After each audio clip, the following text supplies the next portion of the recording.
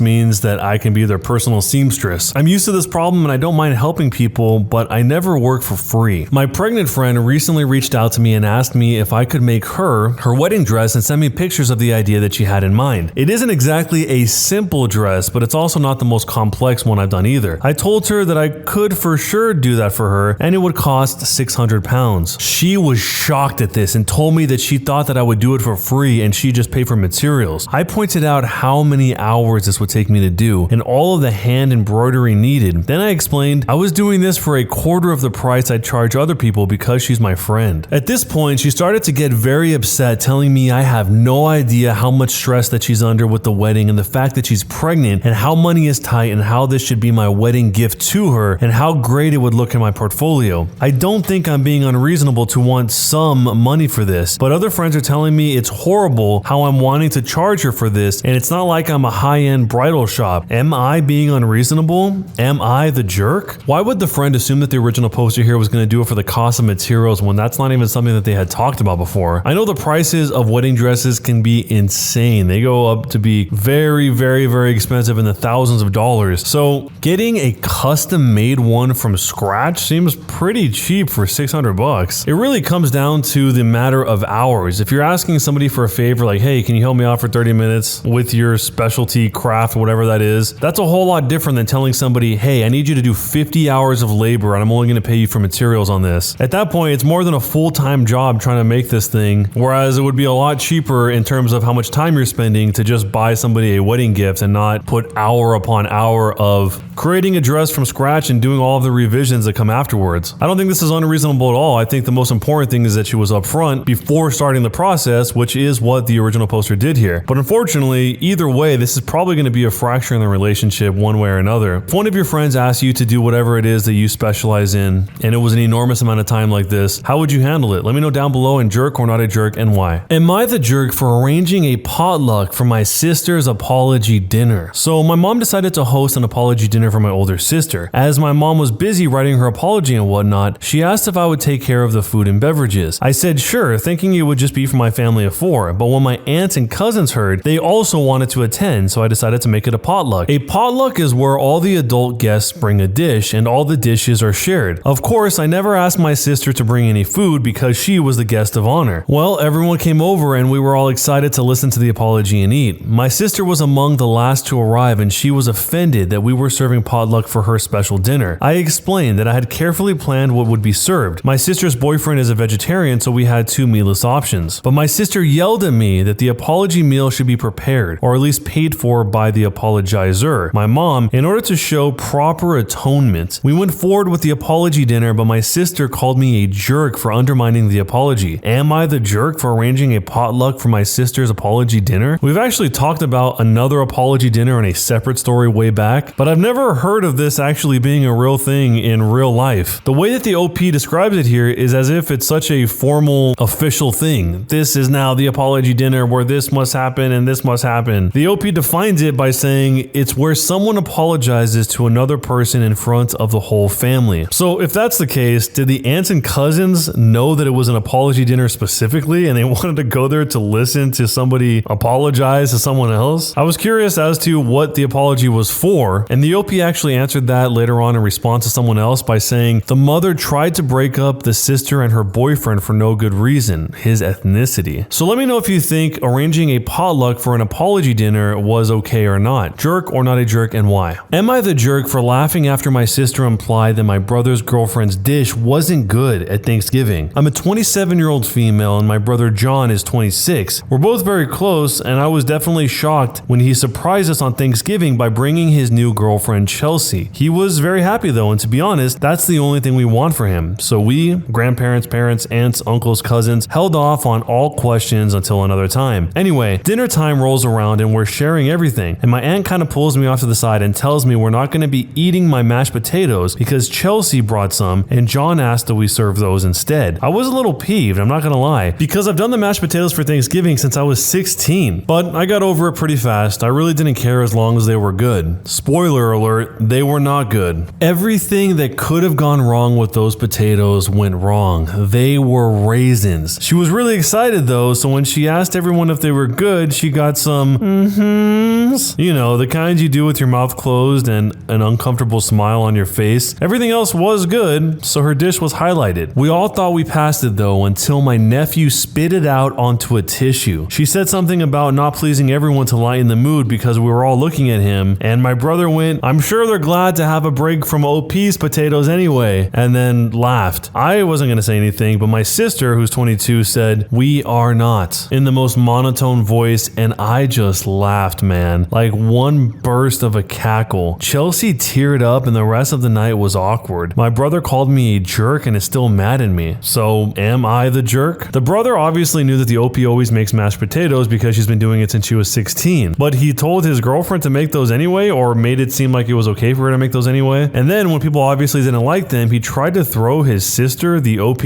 under the bus again by saying, "Oh boy, we're sure glad that we don't have to eat her potatoes anymore." Which would maybe be funny if that was sort of true, but it sounds like everyone loves the OP's potatoes, mashed potatoes. Maybe Chelsea, the girlfriend here, doesn't know how to make anything else, and that would explain a lot. But if that was the case, why wouldn't the brother give anyone a heads up that she was coming in the first place? So that way they could say, "Hey, we don't have this other food," or something. It feels like the brother's the one who's a jerk here because he didn't do any of the planning and then takes the easy way out by just dumping on his sister instead of actually trying to set this whole thing up in advance. But let me know how you see this down below, and jerk or not a jerk, and why. Hippies trespass on my land and call me an animal killer, so I make a barbed wire trap to catch them. Here's what happened. Subscribe to Am I the Jerk on YouTube and hit the bell for notifications.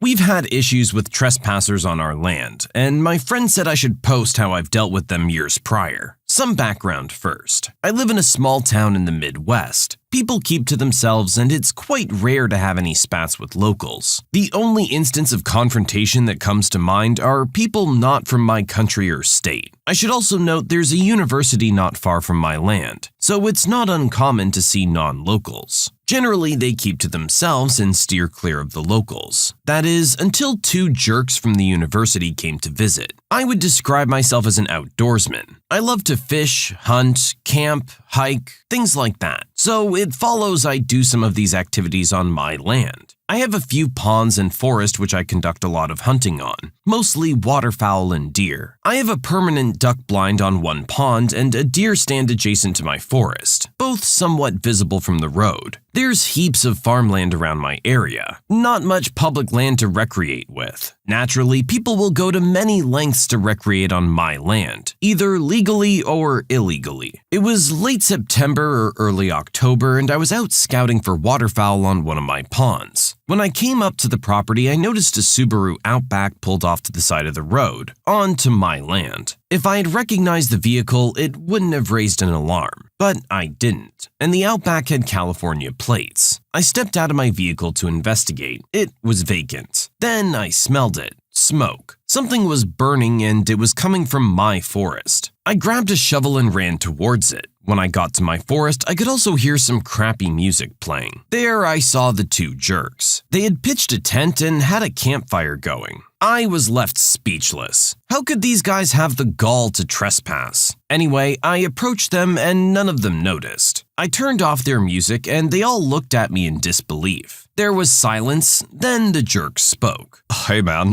why'd you do that? You really killed our vibe." Yeah, dude, get lost. "Hello, please vacate ASAP." "Why?" "This is private land. You need permission from the landowner to be here." Can we have permission? "No." "Why?" "I use this land for hunting. Now screw off."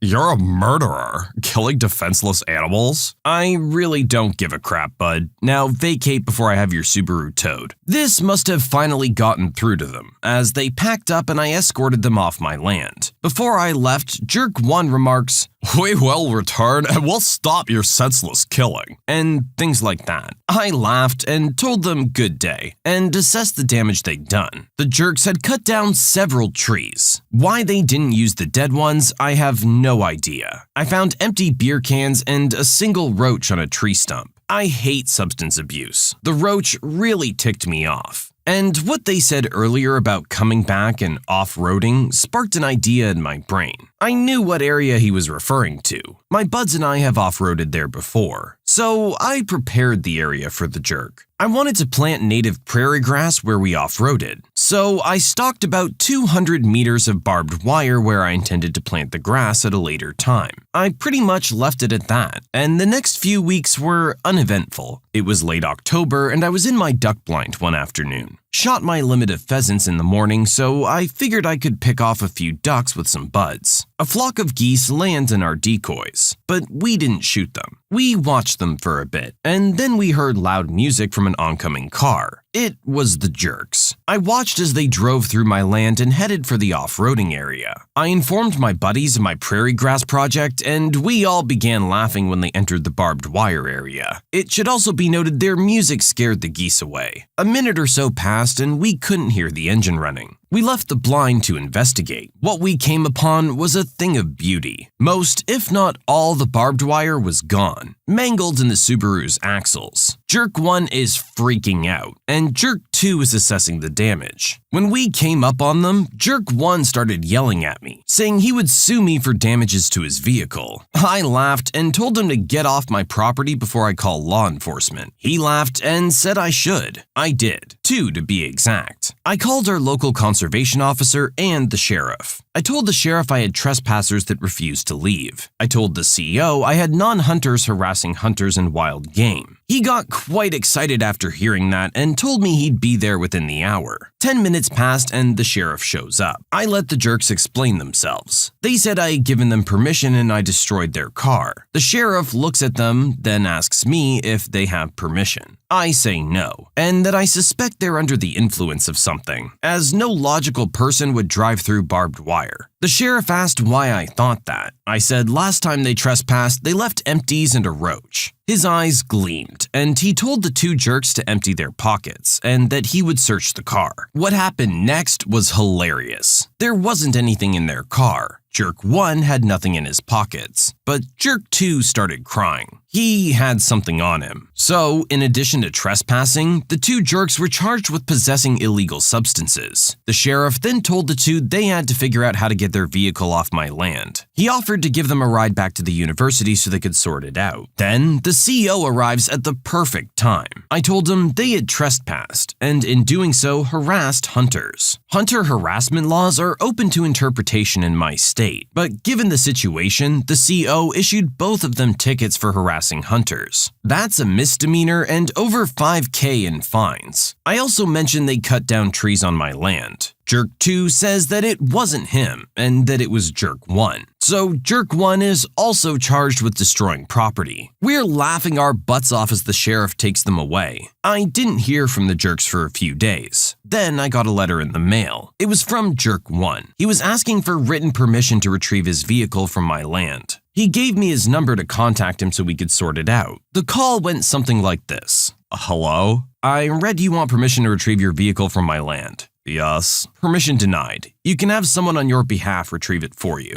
What? There's a towing service you can call. You're not to set foot on my land.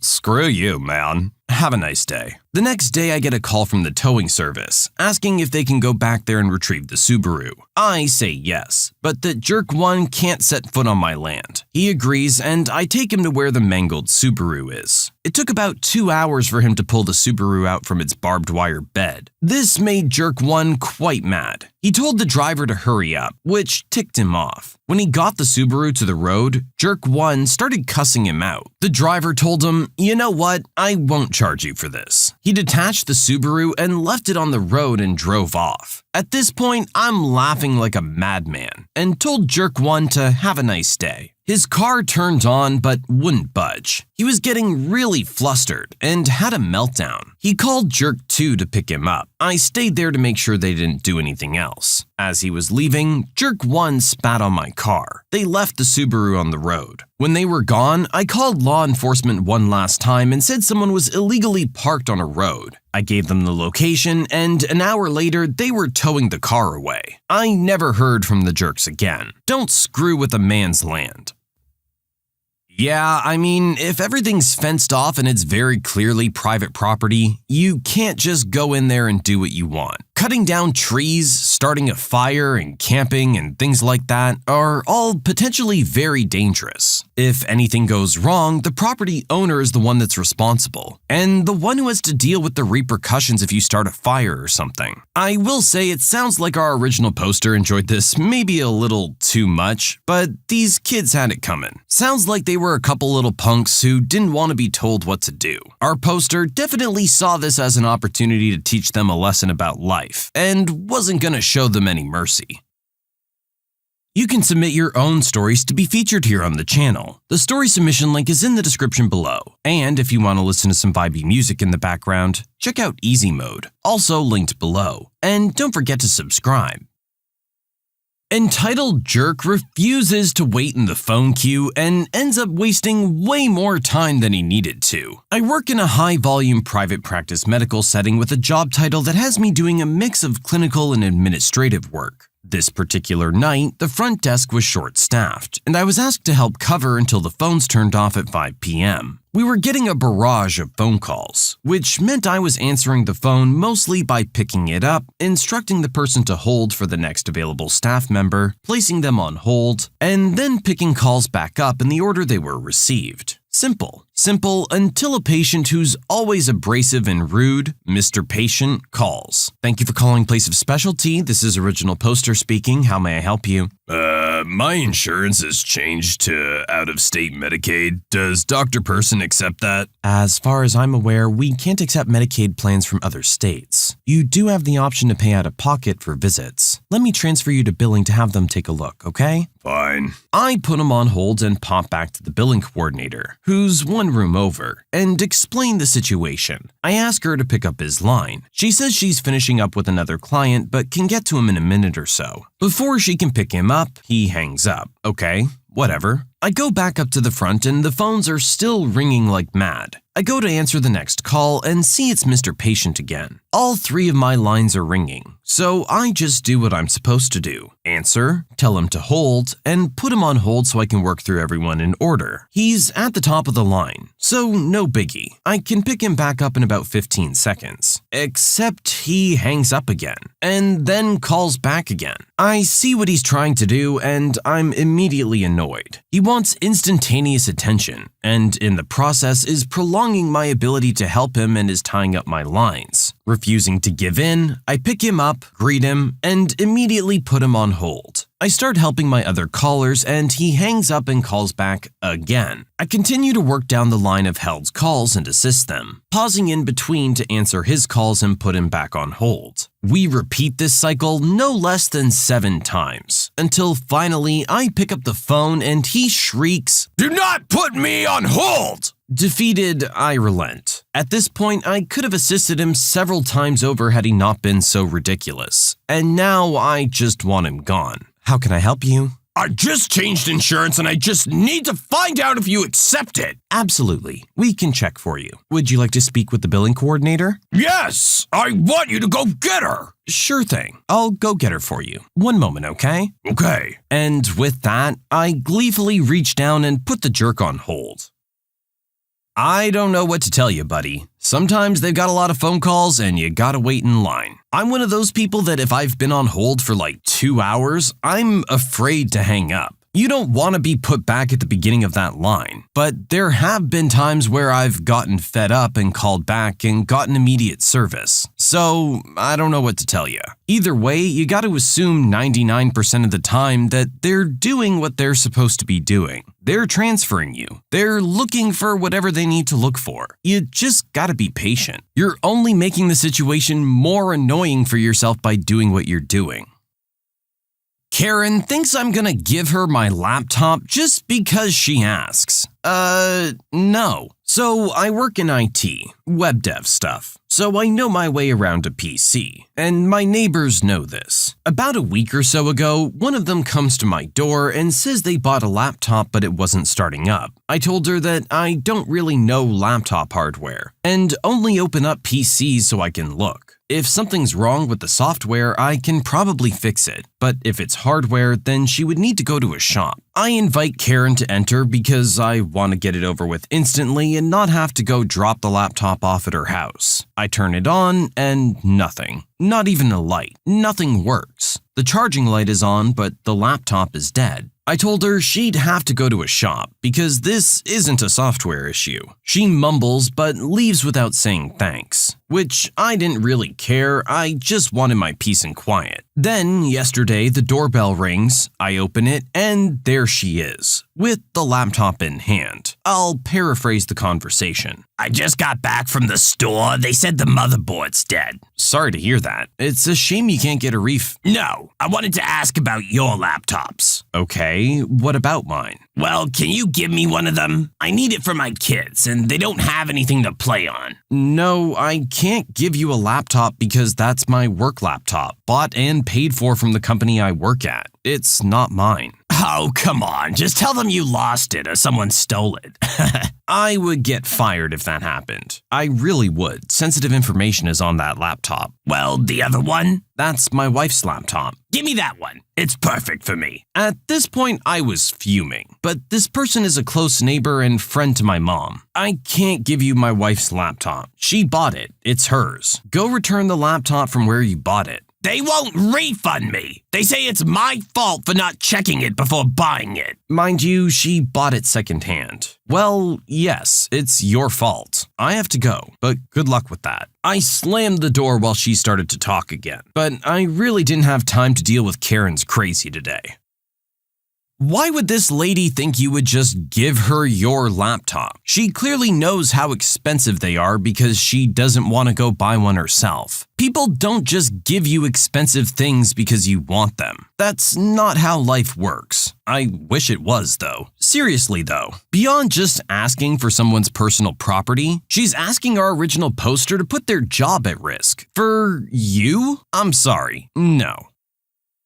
Karen doesn't want to pay me for the work I did on her lawn, so I figure the best way to get back at her is to work a little harder. Okay, so some backstory. I was 13 and I lived in a really fancy neighborhood, and every year we had a best lawn competition. The prize for the winner is a $500 check. Some of my neighbors are really nice, but some are rich snobs. So I was managing my parents' flower garden and I worked really hard for about 2 hours. And when I finished, it looked really good. Karen was walking her dog and spotted me admiring my work. Karen is generally a jerk to everyone, so I wanted to avoid conversation. But she called out to me and the conversation went as follows. Wow, you did all this work? Yeah, I was out here working for the lawn competition. You did a great job. Do you think you could do my lawn?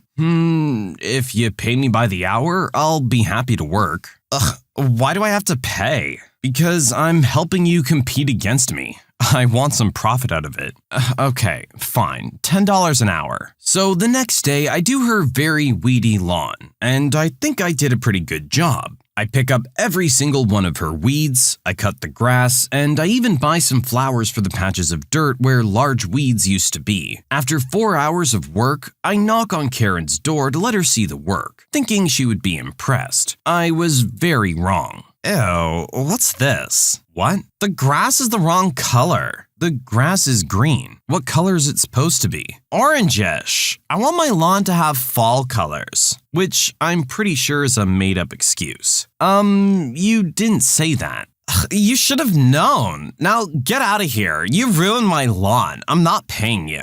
Wait, what? Karen walks into her house and slams the door. I go home and start to plan my revenge. Around the neighborhood, I hear Karen bragging about her perfect lawn. About a week later, I stay up until midnight. I go to a compost pile behind my house and gather up all the weeds I tossed from my own garden. I go to Karen's house and spend another hour kicking up her flowers, adding bug bait, and replanting the weeds in her yard. That morning was the morning of the competition. By the morning, her garden had some bugs and looked like the house was abandoned. It was worth all the work to see Karen's face in the morning. Imagine a toddler who just saw his favorite teddy bear get ripped to shreds. We didn't win the competition, but Karen came in last and was humiliated. Karen knew it was me and tried to get me in trouble, but I asked her if she had proof. I also told the whole neighborhood about the situation, so the other neighbors began to dislike her. Karen never spoke to me again, and eventually moved away, maybe because of the humiliation. Trust me, rich people care about lawns very much.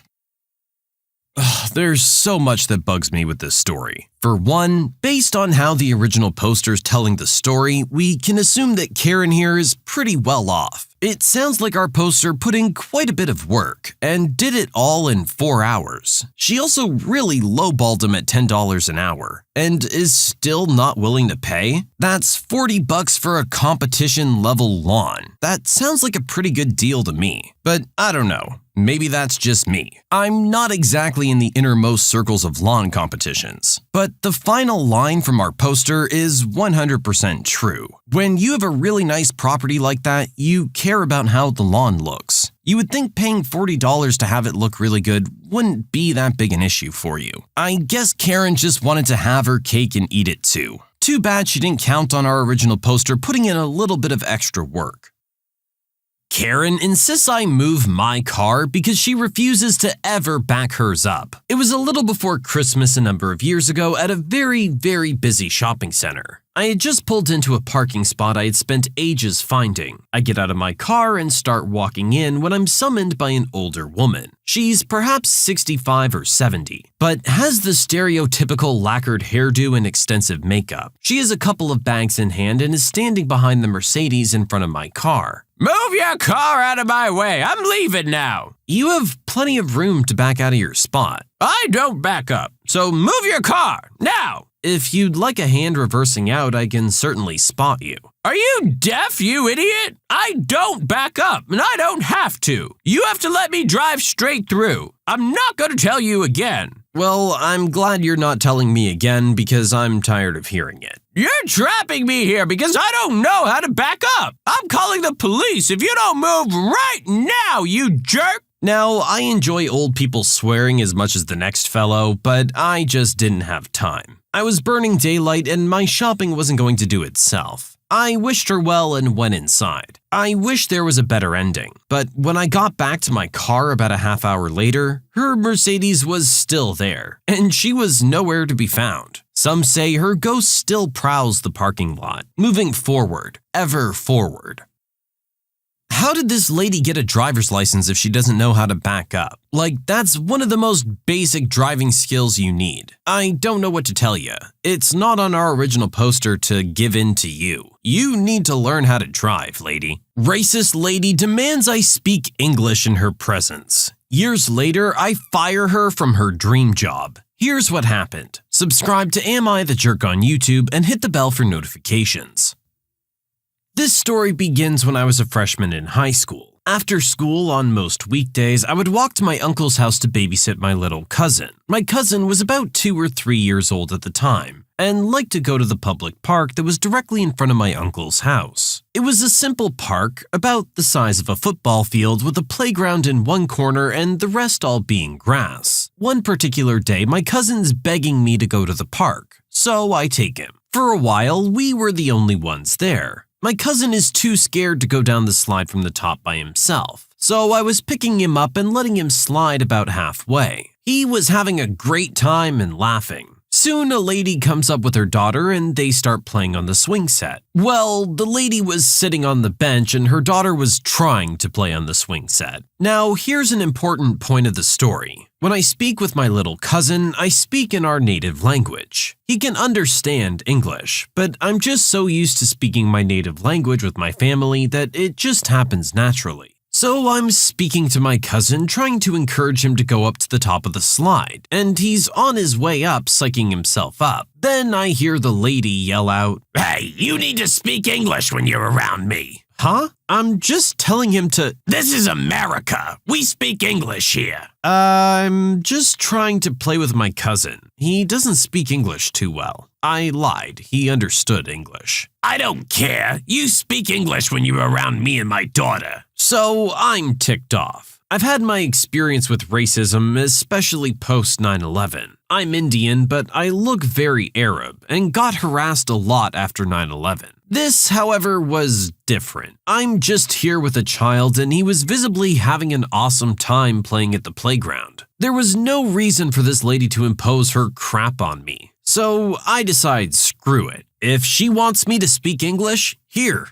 have it. I turn to my cousin and say, hey, let's ignore the witch, and continue to speak in my native language to tell him to slide down. What did you just call me? Oh, I called you a witch because that's what you're being. I'm gonna call my husband. He's gonna kick your butt. At this point, I feel the need to try and get out of there, so I start telling my cousin it's time to go. While I'm trying to leave, she keeps yelling and screaming at me about how her husband's on his way, and he's gonna kick my butt and blah blah blah. And even says she's gonna call the cops cause she doesn't know whose kid I'm with. Anyway, I leave and get home. I was paranoid for a few weeks after that incident, thinking the cops were going to want to talk to me or something. I avoided the park for a while. I told my uncle what happened and he agreed that I should avoid the park for a while too. Fast forward to the present and it's been over 10 years. I've graduated high school and got a job at this plant. The thing about this plant is that it's one of the few places in my city that pays well over minimum wage. A lot of the people in my city try super hard to get into this plant, but few do. Most people end up moving out of my city or commuting over an hour away where all the good jobs are. Another important note, and I'm not trying to brag or anything, but through a series of promotions I got due to actually having computer skills and being at the right place at the right time when certain people retired, I ended up becoming the number 2 at the plant. I have a really good plant manager who has a lot of faith in me, and he's taken me under his wing. So one of my job responsibilities is hiring people and making sure they get trained properly. A couple weeks ago, we had to let one of our office ladies go because reasons. So I called up the placement agency I use and let them know I need an office administrator type person on Monday. Monday comes around and guess who shows up? Yup, you guessed it. It's the racist lady from the park. She, for whatever reason, doesn't recognize me, but be assured I recognize her. Her face is ingrained into my brain. I go through the typical introductions and pass her off to HR for a bit to make sure she fills out some paperwork. After all that, I give her a tour of the plant and let her know which areas she's allowed to go into and which areas she's not. I pass her off to the ladies in the office and let them start training her. That's most of my interaction with her. I'd pop by the office throughout the week to see how she was doing and get any updates on her performance. I start to think about what I'm going to do. Do I want to keep this lady on staff? Is it even worth taking any revenge? If yes, what should I do? I finally made my decision on Thursday. See, through my conversations with her, I found out she's been wanting to get into this plant for a long time. This was like a dream job for her. The placement agency was sending her over an hour away to commute, and she ended up quitting and letting the agency know she preferred somewhere closer. I decided I'm gonna lead her on and make it seem like she's gonna be staying with the company and then let her go unexpectedly. So on Thursday, I set up an appointment with her to finish up some training. I just had a PowerPoint presentation I went over with the new employees. In the training, I get to talk to her a little more and ask her if she's been living in the city for a while. She says yes, and I ask her what part. She mentioned she lives near the park near my uncle's house. I let her know, oh, I used to go to that park all the time. I used to take my little cousin, but I stopped because I ran into this racist lady one day who threatened to have her husband beat me up because she wanted me to speak English. Her face changed. It's a weird thing I noticed. Her face went from kinda happy to straight scared. I think she finally remembered me.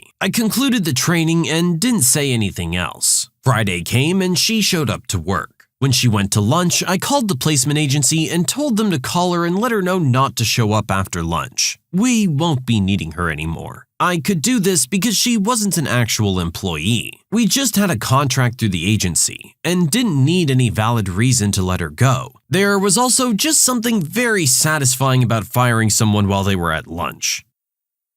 I mean, you didn't say it to her face, but I guess she knows the reason she got let go. Goes to show you that karma will come back around. It's been over 10 years, and that one crappy interaction she had really cost her a lot in the long run. That could have been a long-term or permanent position for her, in something that would have paid her a lot more and been a lot closer. That's kind of what everyone wants, I think, at the end of the day in terms of a job. Too bad she had to go and be a jerk and screw it all up. Can't say I blame our original poster, though. You don't want to work with someone with that kind of attitude, even if it was 10 years ago. You can submit your own stories to be featured here on the channel. The story submission link is in the description below. And if you want to listen to some vibey music in the background, check out Easy Mode, also linked below. And don't forget to subscribe.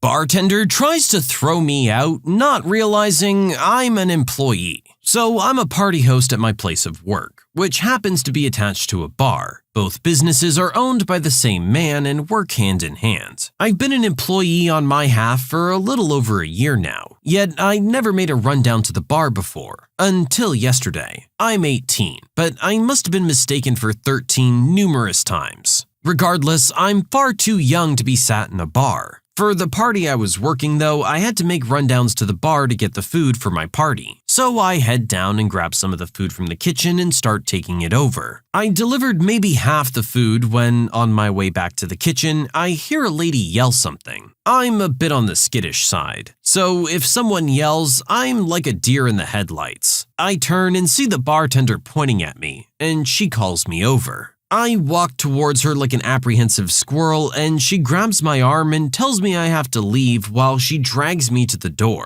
I was stunned, but I still had the sense to dig my heels in and nearly drag her down. Once she recovered from suddenly holding 95 pounds of dead weight, she once again tells me I have to leave. I ask why, a very reasonable question, but she looks at me with that, "Is that really the story you're going with?" disappointed mom face. I'm very familiar with that face. There's no way you're 21 and I'm not having a kid in here while I work the bar. At this point, I've reached my tipping point. I'm pretty easily overwhelmed, and honestly, it was a miracle I lasted that long. I start crying. My words are strained and garbled by sharp breaths and little sobs. I'm stuttering to the point where I might as well have been speaking Morse code when I finally managed to choke out, "I'm just trying to do my job." I don't know how much of that sentence was actually intelligible when I said it. I suppose it was enough, because she looked at me with those eyes of pure, oh crap. Her talon grip loosened, and for the first time, she noticed what I was wearing. A blue shirt with my work's logo, staff, written in big block letters on the back, along with a name tag with the name of my work on it. Unlike some people's stories, mine had a pretty okay ending.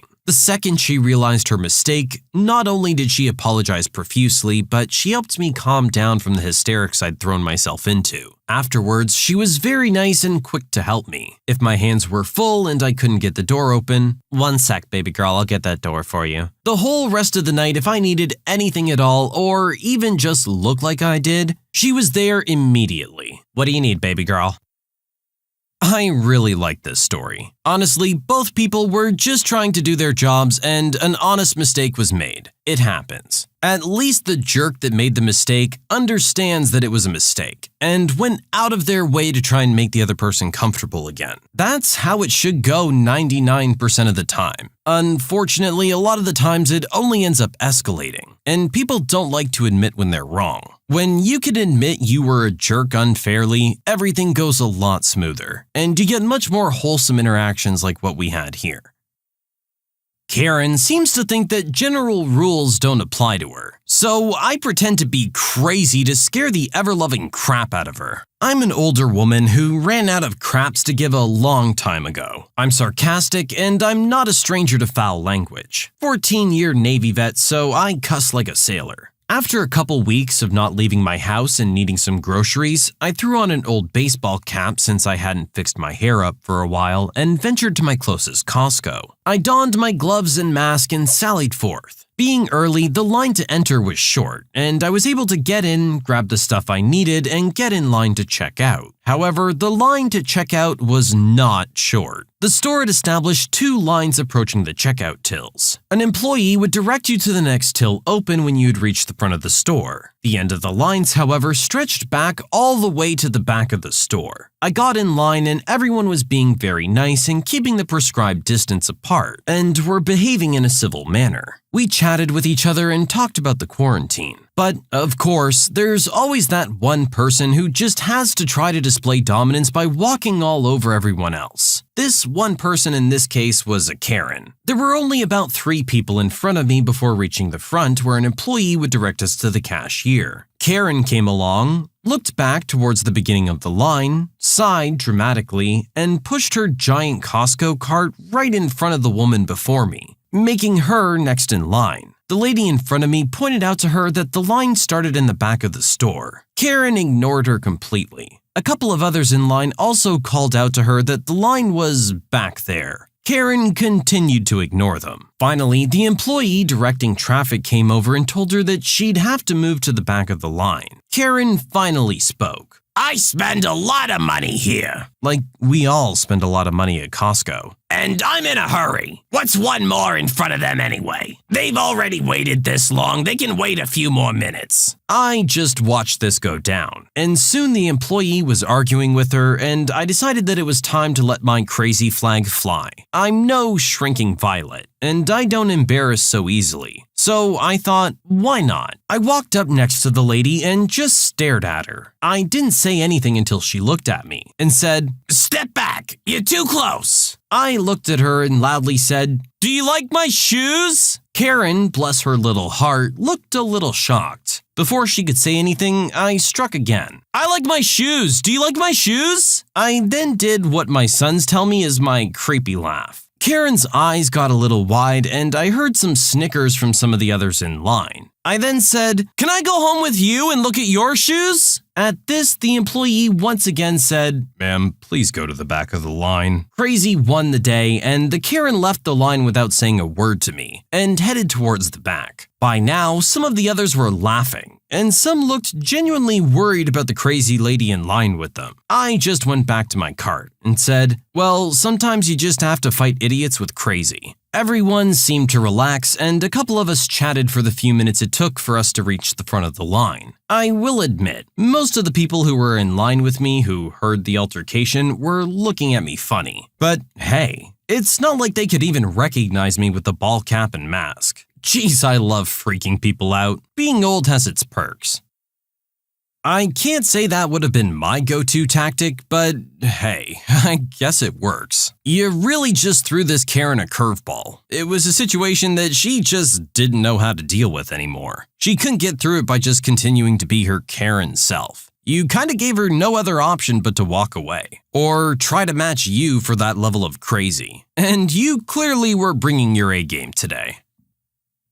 Entitled Mom lets her kid crap all over my store. So I banned her from the store and inadvertently ended up ruining her life. So this story is from quite a while ago, in one of those endangered white rhinos of the retail world, a chain video store. My chain store had a lot of management turnover, as well as franchise turnover, meaning we were passed between a couple of franchise groups before landing somewhere in limbo. This, along with the fact that all of the employees knew the management login and password, meant that we had more power than we should have, and little to no threat of firing or legal repercussions. I remember a kid lifting and selling a bunch of new releases of Lord of the Rings 1 before its official release date. Now, being a family place, the second biggest national chain, and being the store with the biggest selection in an area of upper middle class suburbs and towns, we had a lot of issues with entitled moms and kids, but this one was one of my favorites. There were two of us manning the counter, so I stepped out and started asking customers if they needed help finding anything. There was a mother with 4 kids, the youngest being a toddler in diapers, wandering around the video game section. I asked if they needed any help, and was given something of a harumph or a sigh in response. Lacking a proper translation for frumpy groan, I simply said I was around and if they needed help to just holler. I noticed the kid was tugging on his diapers and doing a duck walk, but being 20 and not experienced with kids, I wasn't aware just what that signified. Note that she never asked to use the restroom, or indicated that there was an issue. I did the rest of my rounds and returned to the video game aisle, where I noticed what looked like a trail of chocolate-covered raisins leading to the toddler. Thinking the little devil had helped himself to our treats, I looked for the box, only to see another round one drop from the groin goblin's leg. I was a bit shocked with that, but then he started pulling at his diaper, dropping more and more, while Mom is ignoring his whimpers and waiting in line. I walk up behind her, poke her shoulder, and ask if she'd like some rags, a bag, and cleaner to take care of her little crap monster. And she replies that it isn't her job. And isn't that what we're getting paid for? Now she's 3 spots back in line, so I tell her that I can help her out on my register. I scan her card and promptly note on her account that her kid had pooped all over the floor, and that their account was permanently disabled. I told her that the system wasn't taking that card, and asked if there was another account for her family. There was one for their teen and one for the husband. I got the phone number and looked up the other accounts, repeating the same note to all of them, and using the manager code to mark all of their quite substantial late fees as to be sent to collections. I then smiled and cut up the card in front of her, and told her that since she can't respect the store or the employees, and since she's unable to control her children and refuse to clean up after them, that her accounts were locked and that she was banned. She tried to use the other accounts, but I told her they were irreparably locked as well, and that their household was flagged so they couldn't get any new cards. She flew off the handle, screaming and shouting, yelling that cleaning the floors there wasn't her job. It is when your little hellion decides to crap all over it. She said that she'd call the manager, owner, or corporate and report me. I told her to go ahead, and that nothing would happen to us. She grabbed her kid, who was still dropping nuggets, and screamed for the rest of her brood, loading them into the van and peeling out of the parking lot with her middle finger raised. She called back that night asking for a manager, and I had a really fun time pretending to be Chuck, the district manager, not a real person.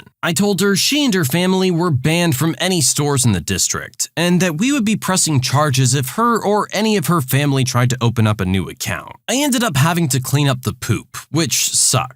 So I called up the other video store in the town and let them know what had happened, or that they were habitual shoplifters. I can't remember. But they ended up banned from there as well. They tried coming in and renting a few times, even trying to set up new accounts, but each time they were flagged, both because of the incident and their late fees, which I guess they couldn't pay off now that the account was locked and they were sent to collections for them. But I have no sympathy for them. They ended up getting sent to collections and having a lot of issues due to that, and tried to call and write the store to make impotent legal threats. But I had made sure to put notes up on the desk in the system. They came into another job I was working a year or two later and started yelling at me, asking why I ruined their lives. I told them the truth. It was because their actions in the video store were reprehensible, and that we didn't need customers like that. I also said that if they had returned their videos on time, they wouldn't have had fees, and then they wouldn't have gone to collections. I suggested they perhaps learn from this experience and readdress how they treat retail employees. This just further enraged them. The husband was right in my face. They were asked to leave and banned from there as well. Seriously though, if she would have even apologized, I would have let it go. But having to clean up her kid's poop and deal with her attitude, that, in my mind at least, justified the repercussions.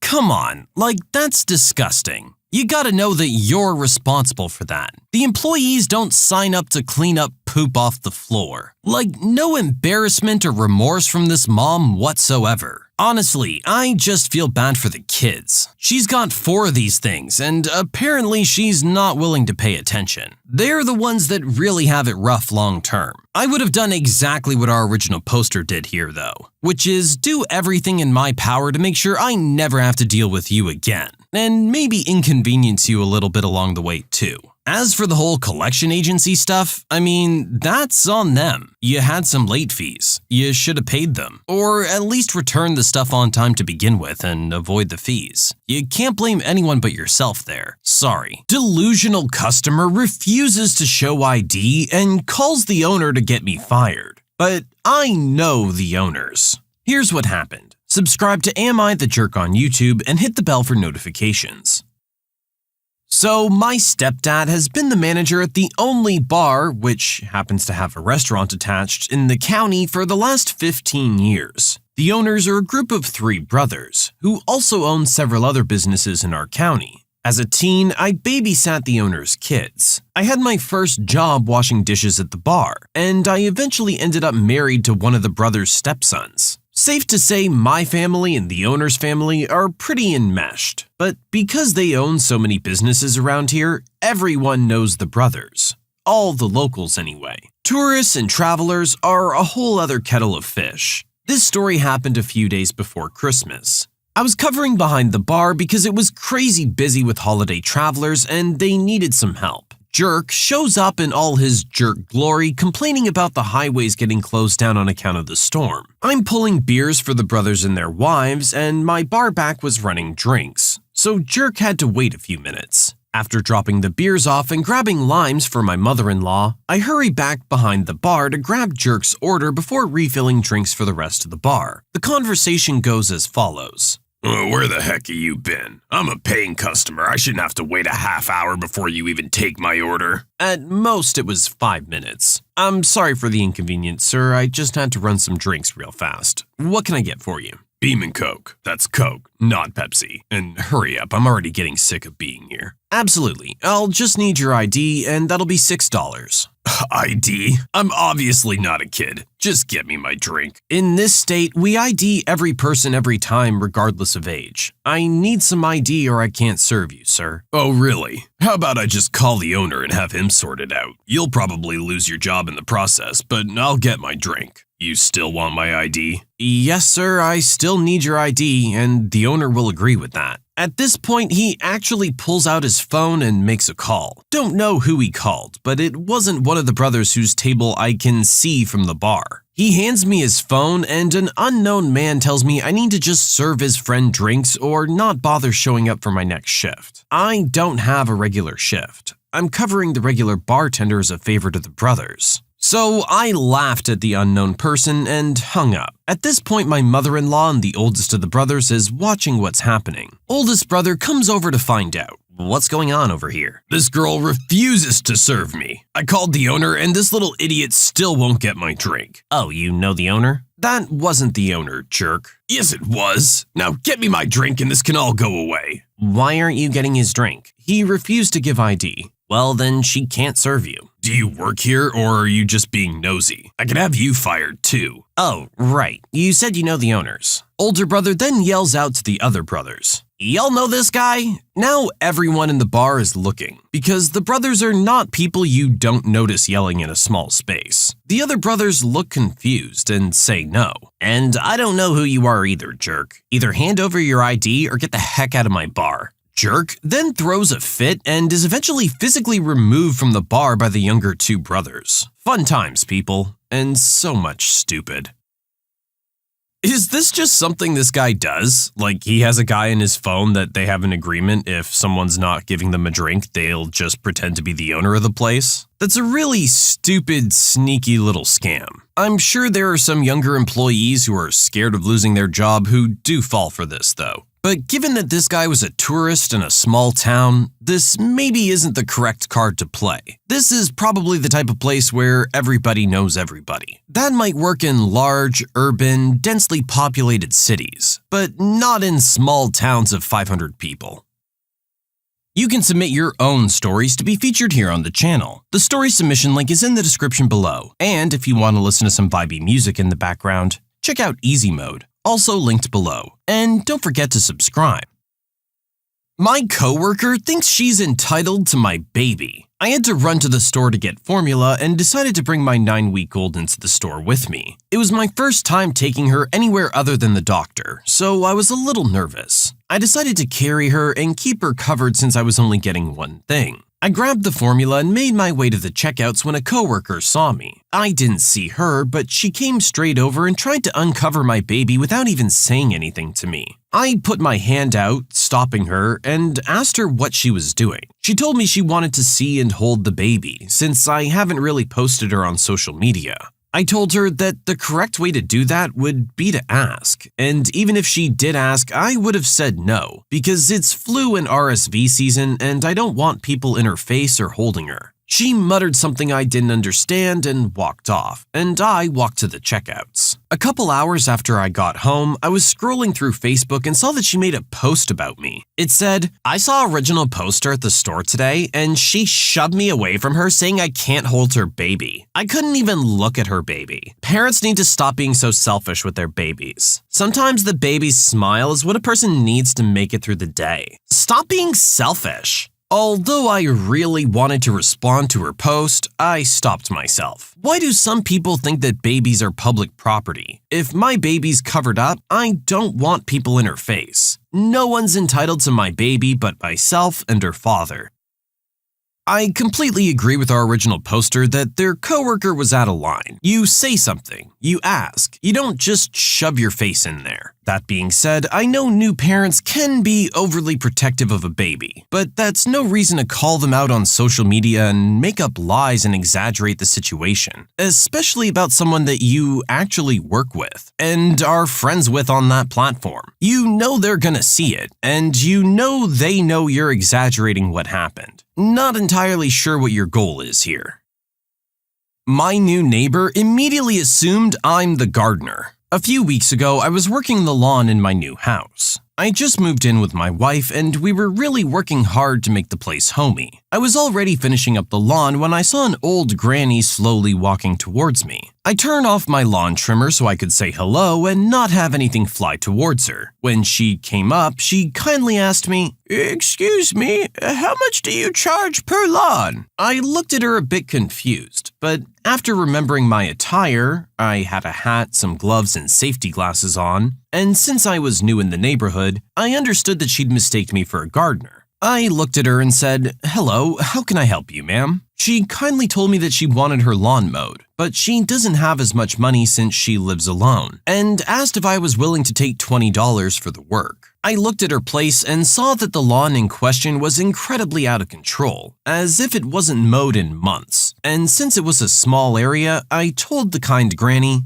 "Don't worry, ma'am, I'll take care of it." The deed took me almost 20 minutes to finish mowing and an extra 10 to take the trimmings and clean the surrounding area. After I was done, she came out of her small house with a tall glass of water, which I accepted gladly and proceeded to hand me the money. That's when I said, "Don't worry about that, ma'am. I'm not a gardener, I'm actually your new neighbor. I did it because I wanted to, not because of the money." She immediately apologized for the confusion and told me she was ashamed to ask me something like that. I told her not to worry about it, and that it was something I did out of the bottom of my heart, and if she needed help with her lawn to please call me again. She began to cry and thank me profoundly, and began to tell me her story. Turns out that she was living alone for a while and that her husband died a few months ago, and she didn't have anyone to help her as all her children were living in the US. After the tale, she thanked me again and we went our separate ways. Now, every time I help her with her lawn, she always gives me a glass of water and a big bag of fruit from her mango trees or banana trees. We have to protect this man at all costs. Honestly, we need more people like this in the world. This could have gone another way if he had chosen to take offense to her assuming he was a gardener and gotten confrontational instead. But our original poster understood that it was ignorance, not arrogance. You're a new person in the neighborhood and they see you cleaning the lawn. They made an assumption. But by not assuming the worst in people, our original poster managed to help someone who really needed help and make a friend as well. I like that we throw in a nice wholesome one every now and then. Random jerk wants to yell at me over parking, not realizing I'm the guy who's interviewing him for his new job. I used to work for a large state agency, and after 5 years had become a middle manager. My office was in the state office tower downtown, and parking was scarce, but middle management and up got reserved parking in the garage attached to our building. This was a great perk, since it's a cold state and on days that the tower garage is full, you have to park at a private garage about a mile away and walk. One day, I had to run a few errands and pulled up to the garage a little later than usual. By the time I had gotten there, the sign on the garage said it was full, but I had a badge that let me go in anyway and drive down to my reserved spot. There was a man at the gate who was trying to get in despite the sign that said it was full. When I realized he didn't have a badge, I backed up a little and honked my horn to let him know he could back up. This infuriates him. He gets out of his car and flips me off and hurls some few choice words my way. As he backs up out of the spot, I pull up to the gate and he yells some more words my way about how stupid I am and that I can't read that the garage is full. I ignore him and assume he's just some guy there to have a meeting at one of the dozen or so agencies in our building and go ahead and park my car. I get to my desk and get an email from HR that one of the upper managers was sick and that I needed to cover some of the interviews. Interviews in our agency start with a group of prospective employees working on a small project together, and then the candidates sit in front of a panel individually. I walk in the room where all of the candidates are sitting, and there I see him, parking jerk. I was in my car, so he didn't get a great look at me, but I knew exactly who it was. The candidates introduce themselves and get to work on their small project. Parking Jerk was trying to control the entire process, but they successfully completed the project as a team. The panel then asks the candidates to go sit in the hall while we discuss, and we would call them in individually when we were ready. Once they were all out of the room, I giddily told my coworkers about my interaction with Parking Jerk, and they die laughing. We call him in first and begin asking him basic employment questions. He's otherwise a strong candidate, but was very full of himself. The rest of the panel goes first. Finally, it's my turn. Tell me, how do you react to stress? I handle it just fine. I'm a very level-headed person. Come on, everyone gets a little flustered at some point. Not me. Cool as a cucumber. So you never do anything like get out of your car and yell at a stranger? Silence. Or call them names and tell them to learn how to effing read? The blood drains from his face. Do you realize this job puts you in front of the media frequently, and someone is always watching? Do you realize that if you were to work here, your actions would reflect on not just you, but they would reflect on your director, the department as a whole, and state government? Do you think that if you were in my position, you would hire someone who behaved as rudely as you did? He hangs his head in shame. I think I may not be cut out for this position. That doesn't necessarily mean you're a bad person, but you may not be ready for this job. He was deflated. I really think that this was the first time someone had held him accountable for his actions. He did not get that job, but a few years later I saw him working for another agency, and by all accounts, he sounds like he had learned. This sounds like it could be one of those times where the guy was just having a bad day. Who knows? Maybe that was like his third parking lot he was trying or something, and he felt he was going to be late for his interview. He lashed out. It just happened to be directed at the wrong person for him. I'm not defending his actions. By all means, you shouldn't act that way. You gotta keep your cool. It's not the guy behind you's fault you can't get into the parking garage. But at the same time, I think it's important to understand that not everyone is immediately a jerk, and we all act the way we do for a reason. That guy's not angry at you. He's angry about something else, and that anger's just being directed at you. We're all human, and we all lose control of our emotions sometimes. You can't always just assume the worst about the world. I'm gonna give this guy a pass for the day. And sometimes you have to do that for you, not for the jerk.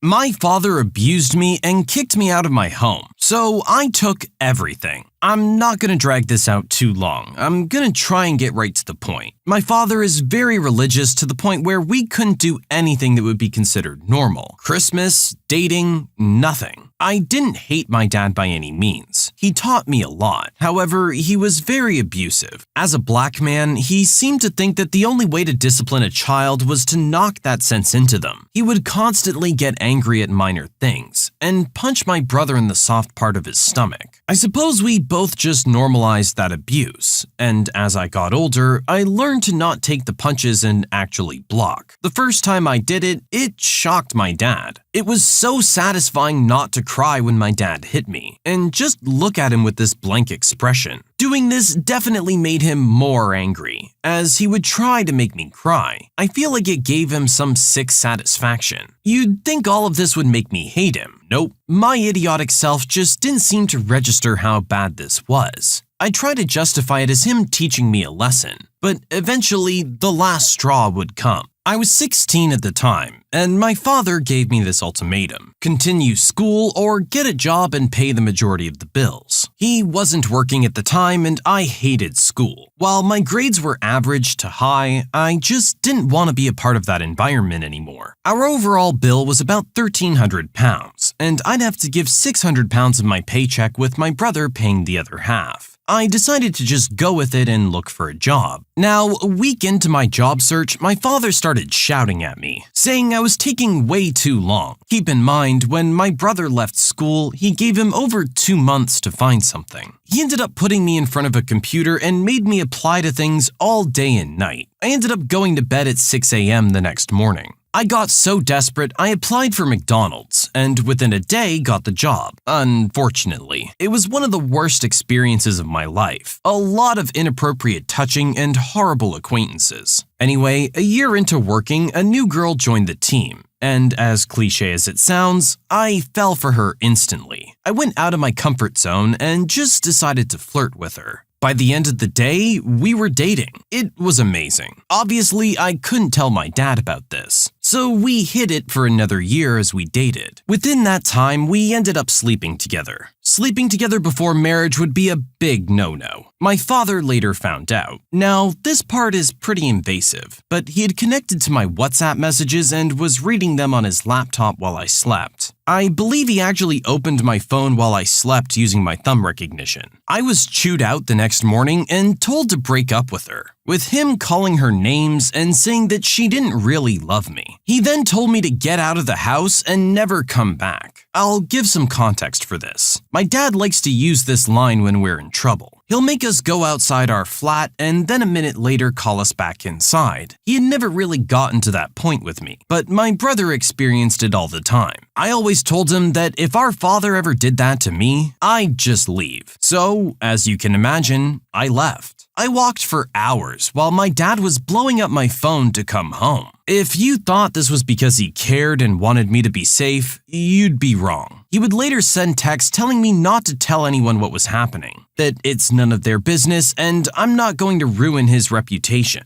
I wasn't planning on telling people anyway, but the fact that he said that shows he only cares for others' opinions. Because I had left so quickly, I hadn't had time to grab anything. I had a phone and the clothes on my back. I had to call my girlfriend for moral support, and after talking, she straight away booked a hotel. I was so thankful. Lucky for me, I was getting paid the next day, so I'd be able to get my money and hopefully rent a place. To this day, I haven't spoken to my father, and I completely blocked him. And while I struggle to pay my rent every month, it's still way better than my situation prior. The story does have a happy ending. Remember how I wasn't able to get my stuff? Well, my father had gone on holiday. One of my friends tipped me off to this. So my girlfriend and I went back to the house and broke in using a credit card. My dad never properly locked his door, so if you just swiped a card through the door with enough pressure, you could eventually make it turn and get in. I was actually struggling to do this until the neighbor came by and actually did it for me. He was such a good guy. I know he just assumed we were locked out, but he really saved my life more than he knows. I took everything I wanted, including stuff like the TV, since it was my money that paid for everything. I can only imagine how shocked my dad was when he came home and found all my stuff gone. The jerk was probably just gonna sell it to try and cover the rent. This is a tough one to comment on. Different places, different cultures and religions have different rules for their children and different beliefs on how they should be raised. I'm not here to comment on what's right and what's wrong in terms of your personal beliefs, but that's what it comes down to. Your personal beliefs. Our original poster believed differently than his father, and apparently that's just unacceptable. And that right there is the real problem. He's not being given a choice. If he goes through life and chooses to follow the same religion and same beliefs as their father, then great. But sometimes parents end up trying to push this kind of thing too hard and end up steering their child in the complete opposite direction. They have nothing but negative experiences with this culture and religion, and thus want nothing to do with it anymore. You can't really blame them for that thought process. Something like that needs to be a willing choice from every person. It doesn't matter if they're your kid. They're not necessarily going to think the same way you do. They're not a clone of you. They're a unique individual. My mom humiliates my fiancé about his looks in front of everyone, so I uninvite her from my wedding. Here's what happened. Subscribe to Am I the Jerk on YouTube and hit the bell for notifications. I, 25-year-old female, am getting married to my fiancé Kevin next month. My family love Kevin, and Kevin loves them. However, my mom is the brutally honest type, who constantly dishes out her opinions and thoughts on what people wear, how they look, and how well off they are. Mostly negative, tasteless, backhanded comments. She says that she can't help it, and that no one should be offended when she's just being honest. When she met Kevin, she kept making comments about him, his car, his degree, things like that. With time and strict conversations, I was able to get her to show some respect. But she kept annoying Kevin by constantly talking about his hairless face. His face is clean. He doesn't have a beard or mustache, which he can be very insecure about. He comes from Irish origins, so he's white. He has no facial hair while I'm Hispanic. Mom made jokes with her husband about how unmanly it is to not be able to grow a beard or mustache. Those comments hurt Kevin a lot. I had a very, very stern conversation with her, and she said, "Oh, I didn't realize those remarks were offending him. I was just teasing him." Or, "You know me, I'm just giving my humble, honest opinion. So he shouldn't take it personal and should learn that's just how I am." She ended up sincerely apologizing to Kevin, and we left it at that. As the wedding's approaching, Mom decided to give Kevin a wedding gift, and also to let him know how sorry she was for her past behavior. She invited the whole family for dinner and decided it would be the perfect time to hand Kevin his wedding gift. He thanked her, but she insisted that he open it right there and then and show everyone what she got him, since she knew him that well already. He opened the box and found a set of shaving tools and a can of shaving cream. Kevin stopped for a second and kept staring at the gift. My stepdad took it and showed everyone. Then Mom and the others started laughing, while stepdad kept saying, "You get the joke, Kev? You get it?" And my brother was running around the table laughing with everyone. Kevin got up and walked out. I was so mad, I lost it on Mom, asking why she did that and why she felt the need to humiliate Kevin in front of everyone. She told me to relax, that she was just messing with him, but I said she knew how he felt about this topic and demanded she apologize. She said no, since she wasn't responsible for his reaction and thought he was going to laugh along. I angrily said, "No apology, no wedding invitation, period." Then walked out. She freaked out, calling me, trying to say we overreacted to a joke, and my brother said I was crazy to exclude Mom from my wedding over something so stupid. He said Kevin should get over it, since it was a joke, but I refused to send an invitation, and am withholding it until she apologizes. They think I'm unreasonable choosing this to be my hill to die on, and called me disrespectful for how I treated my mom. I mean, you guys have had this conversation. You've been very direct and forward with her about this kind of behavior. Her saying she's not responsible for his reaction is just bull. We knew what it was going to be. It was a joke at his expense, about something that you've already been asked not to joke about. Sure, maybe Kevin could roll with the punches a little better, but that's not the point here. You saying that you can't help what you say and that people need to just deal with it? Well, the response to that is people can't control how they react to what you say. And if they don't like it and they don't want to be around you anymore, then that's something that you need to deal with. You need to decide if what you're saying is worth that outcome. Entitled customer claims they know the owner, but the owner is actually my father. My father has owned a catering hall for over 20 years. I've been server, bartender, and am now one of the banquet managers. I'm 28 and young compared to the other managers, but nonetheless know the business well. I had these people come in that had booked their party 1 year in advance. Communion season is dreaded because of how hectic it is, and these people made it all the more fun. They booked our room, which the max it can hold is 70. They originally said only 45 to 50 people. They come in the week before saying they're up to 90 people and need to switch rooms. Again, it's busy season, so our other rooms are all booked up. The wife starts screaming at me. The husband is saying how it's ridiculous because he's a great friend of the owner and should be accommodated. He says that I'll be lucky to have a job after he speaks with him. I say in the nicest but most matter-of-fact voice, well, maybe I can call my dad. you know, the owner, and ask him, since you guys are such good friends. I'm sure he'd be glad to help. The guy's face went from angry to seeing a ghost. I mean, if they were such good friends, you'd think he'd know who his daughter is. He was much easier to work with after that. And no, my dad didn't recognize the jerk at all. Ah, yet another tale of another entitled person claiming they know the owner. I would think with how often this gets used nowadays and blows up in people's faces that they would learn that this isn't the best option. The situation is what it is. You booked a room for 70 people. You went over. You're gonna have to cut someone. There's gonna be some hurt feelings. I'm sorry, but that's on you. You can't expect the world to just bend and fit to your mold. It doesn't work that way.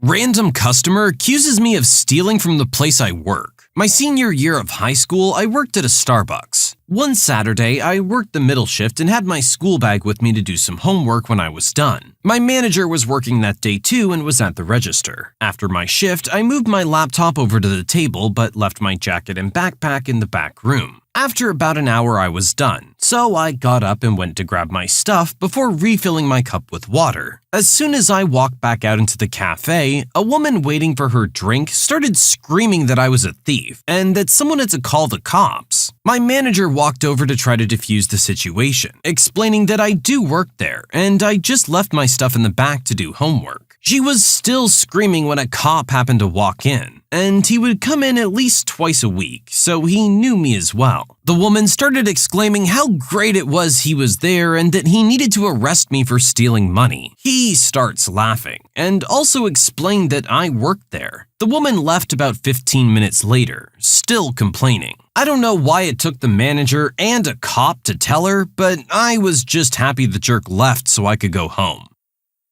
To be fair, if I was a random customer, I might raise an eyebrow at your behavior going into the back room so nonchalantly, but once the other employees don't really acknowledge it, and the manager especially, I would kind of assume that, yeah, you're just an employee. This woman really latched onto that initial gut feeling, though, and didn't let other outside factors tell her otherwise. Sometimes people just need to mind their own business. You think you're seeing something, but you don't know the situation, so just keep to yourself. Customer thinks I look just like an employee at this store. It was the end of my shift and I'm helping 3 different customers. I sent one in the direction of the aisle they needed and had the other 2 walking with me for their products. One needed items from the back room. No biggie. I finish with them and a lady in her 50s needs help. It's now time for me to leave, but I still help her. I help her find what she's looking for and ask her if she needs any more help. She says no. I take the garbage from the boxes I had brought out from the back. I finally made it to our break room to clock out. Spend some time looking at our fall, Halloween, and Christmas floral. As I'm getting to the front of the store to leave, the lady in her 50s stops me and tells me that I look like one of the employees. I laugh in my mind and tell her I do work here. I just clocked out. She laughs and apologizes. She thought we were sisters. Asks if she can ask one more question about something she's looking for. Normally I say I'm off the clock, let me get someone else to help you. This time I just asked what she was looking for. She wanted those short pencils like when you play mini golf. I let her know the only pencils we carry are normal-sized ones, said goodbye to her, and headed out to go home. I don't know, guys. Not a whole lot to say on this one. Sounds like we just got a cute old lady who got a little confused for a minute. No one was rude, no jerks really in this story. Just a wholesome interaction that I guess could have gone another way if our original poster had have lost their patience being at the end of their shift, but thankfully that's not how it turned out. All around, good vibes on this one. I corrected my entitled friend and told her her parents bought her house, not her. I, 28-year-old female, have a friend, 28-year-old female, who purchased a house late last year. It's an awesome 2-story townhouse, and I've been over there plenty of times to help out with moving or decorating and for hanging out. As mentioned in the title, her parents purchased the house for her and her partner. I truly have no issue with this as the housing market is terrible for buyers, so more power to them for being homeowners. I recently unfortunately inherited my parents' house, which is a 3-bedroom out in the sticks. The issue was we went appliance shopping because most of the stuff in the house was 10 to 15 years old. We were standing with an employee who I had asked to recommend some smaller items like toasters and kettles. When the employee asked if I was moving out as general chit-chat, I told him I was moving. And he asked whether I bought or rented. I told him bought, because it was just easier and less awkward than telling him I inherited the house. He told me that was cool and began talking about the toasters again, when my friend cut in that I had inherited my house, not purchased it. The employee went silent and gave her a "what was that" face. I was taken aback. She continued on. "Yeah, I purchased my house." I asked, "Does it really matter? I'm here to buy some kitchen appliances, not tell this guy my personal issues." She grinned and said, "It's just for the record," which made me more confused and annoyed. You can probably see where this is going. I replied, "Oh, okay, then if it's just for the record, your parents purchased your house for you." The employee quickly retreated, and she walked outside of the shop. I caught up with her and she said I was a massive jerk for pointing out she couldn't afford her own without her parents' help. I returned with a very similar, "My parents also helped me with getting a house too, just in a really terrible way." My partner agrees with me, saying that she's the one that opened that door, but our other friends are split almost 50-50. I really don't know. Am I the jerk? I mean, I think your husband said it pretty straight. She opened that door. She started it and wanted to be very specific for the record, regardless of your feelings. You could say that, yeah, you were being a jerk to sink to her level, but you know what? She needs to know how you felt in that instance. She clearly didn't like it and didn't realize what she said to you had the same impact. Hopefully now she's a little bit more considerate about what she says before she says it. I ended a family naming tradition by not giving my son my late nephew's name as his middle name, even though my sister has said she wants me to. My family have always had this tradition where the first child born after the loss of someone in the family gets the late family member's name as their middle name. My sister and I both have those middle names. Hers is Patricia after a cousin of our mom's, and mine is Denise after my dad's aunt. Almost a year ago, my sister lost her 2-day-old son, Philip. He was the last family member we lost, and it was a huge earth-shattering blow to our family. I found out I was pregnant a few months ago. I waited a while to tell anyone, and my sister was the first person we told, privately. When I told her, she said that it would be nice to have some positive news to focus on, and she wanted me to continue the tradition our family keeps and give my baby, if a boy, the middle name Philip. She was really happy about the idea. It surprised me a lot. I would have figured she wouldn't have been okay with it, but she wanted it. The problem is, my husband and I don't want to continue with the tradition. We don't want to give our son the middle name Philip. The name isn't one either of us likes or would ever pick ourselves. We may not have announced the sex of our baby yet, but my husband and I know we're expecting a boy. My family are saying how amazing it'll be if my baby's a boy and Philip's name can be carried on. I suggested they wait until we announce the sex and the name before jumping to conclusions. They asked why, and I said we were thinking of not continuing with the tradition. My family, and by that I mean my parents mostly, were really upset. My sister was the worst though. She asked why I wouldn't want to honor Philip, and why it was him the tradition was getting broken on. She asked if I saw him as meaning so little, and I said no, of course not. Then she asked if it was his name, and if we didn't like it. She said she really hoped it wasn't that. I said we just didn't feel like the tradition was something we wanted to continue. The decision has brought up a lot of bad feelings, and my sister is especially angry, and thinks I'm being insensitive and showing how little I care for my nephew. I feel terrible. She's so angry at me, and my parents are unhappy as well. My husband hates them for putting this pressure on us. He said we should be allowed to name our son what we want, and we shouldn't be obligated to use a certain name. I never wanted to be a jerk, but my family believes I am. Am I the jerk?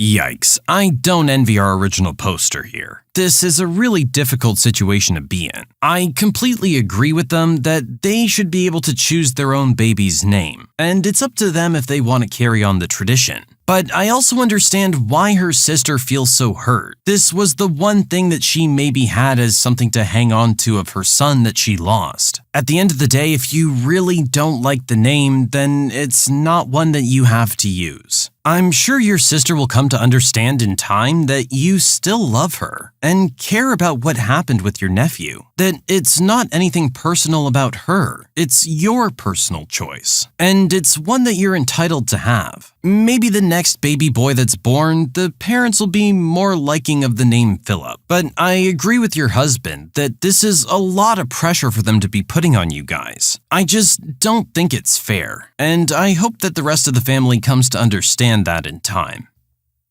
I told my sister she'll be insecure no matter what I wear to her wedding. To preface this, me, 27-year-old female, and my sister, 30-year-old female, are both of Indian descent from the United States. My sister's getting married in November, and currently we're in the process of getting the clothes made for the wedding. Indian weddings are usually quite large and extravagant with several events. I, as the bride's sister, will be expected to dress very nicely, so I'm having my clothes custom made as well. Yesterday, we went to our first fitting for the outfits, and the moment my sister saw my outfits, she was upset. I'm having 4 different lehengas made, which are all like a crop top and a long skirt made for wedding events. My sister, on the other hand, is choosing to wear suits, which are like a long tunic with baggy pants on the bottom. My sister, once she saw me in the outfits, told me they were too revealing and would like me to wear something more toned down, as she herself would be in a suit. I'll admit we both look very different and have very different body types, so her choice of outfit is a much better fit for her. She got even more upset when I pointed out that several of our cousins will be wearing similar outfits to the wedding. She said she doesn't care what they do, but that I should let her have the spotlight for this one event in her life. Here's where I may be the jerk. I told her that no matter what I wear, she'll be insecure, and her insecurities are for her to deal with. Indian moms can be quite blunt, and I won't lie. Our entire life, my mom has pointed out just how different we look physically. I can see why she would be insecure, but I don't see why I have to cater to her insecurities. My mom agrees with me, and told my sister I will be wearing the lehengas as that's what looks best on me. I'm not gonna lie. I think Indian suits look frumpy to me, and I want to wear what flatters me. I'd rather not even go if I wear a suit. They look better on more matronly women. So, am I the jerk in this situation?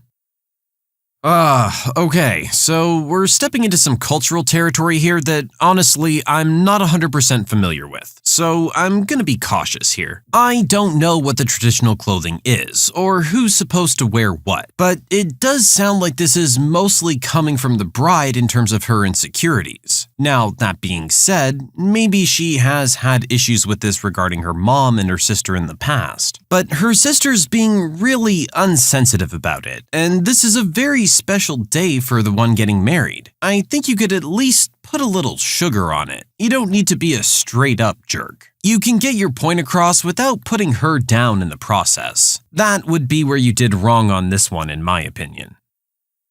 I got a good-sized settlement check, and I wanted to donate some to my parents who are struggling. But my wife thinks I should give half to my in-laws as well. 2 years ago, I suffered an accident at work, and recently reached an agreement with the company. It was a huge amount. The numbers here are for example purposes, and I want to make it clear that these aren't the real values. I received $100K. I decided to divide it as follows: $30K for me, $30K for my wife, $25K for emergencies, and $15 for my parents. I'm the main breadwinner at home, and my wife and I split the bills 25-75. I don't know if this is important. Well, my wife wants me to divide the money I'm going to give to my parents in half and share it with my in-laws because it's money that would help them too. I refused, saying that this is money that is up to me to decide how to use, and that if she wants to help her parents, she's free to use hers as she sees fit. To be clear, her parents are financially stable, and my parents have absurd expenses because my father has several health problems. And this money would basically cover a year or two of his medicines. They're really struggling financially, even with my help monthly. She said that this money should be a joint decision, and that I was being selfish in deciding its destination without listening to her. So, am I the jerk?